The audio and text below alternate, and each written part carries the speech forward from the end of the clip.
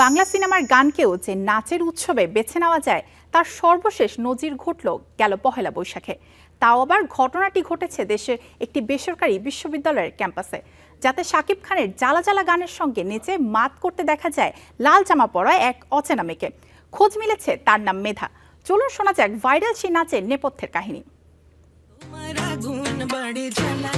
বাংলাদেশের প্রেক্ষাপটে নাচের মাধ্যমে ভাইরাল বা আলোচনায় আসাটা বেশ বিরল। পহেলা বৈশাখকে কেন্দ্র করে ফ্ল্যাশ মবে শাকিব খানের প্রিন্স সিনেমার জ্বালা জ্বালা গানে নাচ পরিবেশন করে নেটিজেনদের নজর কাড়েন মেধা। জানান এর নেপথ্যের গল্প।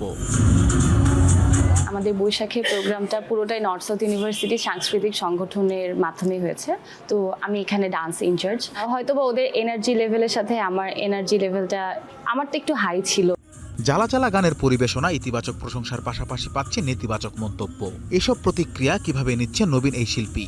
ভাইরাল হওয়ার পরে অনেক ব্যাড কমেন্টস আসছিল, তারপরে দেখলাম যে আস্তে আস্তে মানুষ সাপোর্ট করা শুরু করলো। তো তখন অনেক ভালো লাগছিল যে অ্যাটলিস্ট মানুষজন আমাদের ক্রিয়েটিভিটিটাকে বুঝতেছে। ফ্যামিলি থেকেও কোনো প্রবলেম হয় না, সব মিলে ভালোই লাগছে। নৃত্যের পাশাপাশি নিজেকে একজন সিনেমার নায়িকা হিসেবেও দেখতে চান মেধা। মেগাস্টার শাকিব খানের বিপরীতে অভিনয়ের সুযোগ পেলে লুফে নিতে চান সেটি। আমি অবশ্যই লিড ক্যারেক্টার করব ফিউচারে কাজ করলে। আর যেই ক্যারেক্টারই আমি পাই না কেন, আমি সেটাকে এমনভাবে প্রেজেন্ট করব যেন মানুষ ক্যারেক্টারটার ভেতরে একদম ঢুকে যায়, তাদের কাছে যেন একদম ন্যাচারাল লাগে।